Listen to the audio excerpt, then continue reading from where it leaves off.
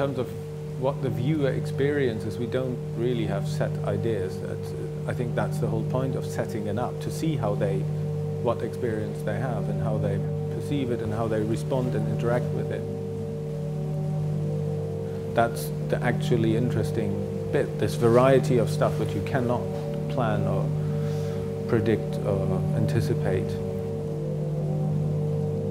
What we want to be important when you come around the corner or when you walk up, basically is this monolith of 100 square meters by 5 meter high water. So everything else we try to kind of blend into the background.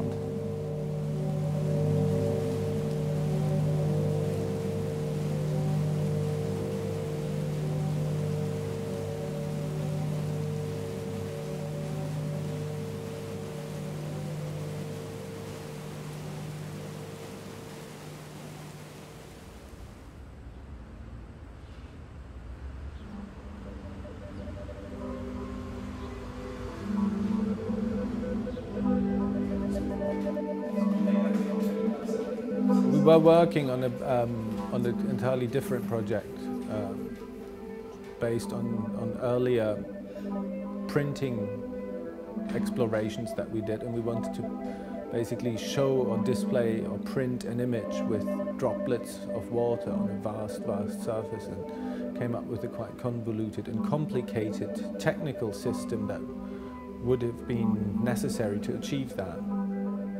At the point where this whole idea became too convoluted and too complicated, suddenly it took very little time to go like, if we can do that, we might as well just immerse a person in this whole thing.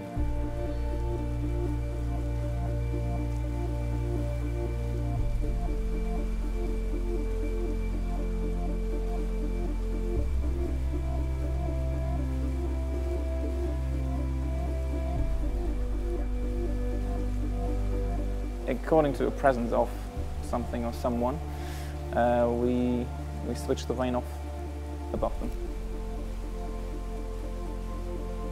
So the dry moves in real time with you, like a circle around you.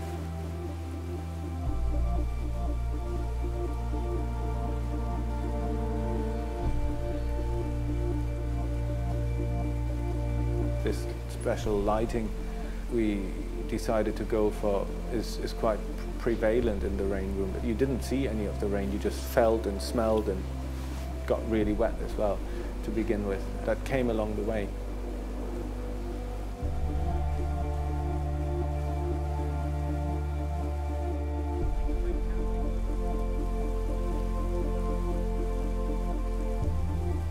There was always quite a strong sound component. It's incredibly integral because it is what it is. You know, you can't fake that, or you could, but it wouldn't be the same. Like being in the middle is very different to being outside viewing the piece. So being completely surrounded and immersed by this. And I found it quite interesting. You have little groups of people just talking to each other, but you have no idea what they say, and they're actually quite close to you because it's all the upper range of audio is completely wiped out because of the sound is this kind of white noise. So it cocoons you, puts you in kind of a trance state because actually it's at some point so deafening that you can't think, which is lovely.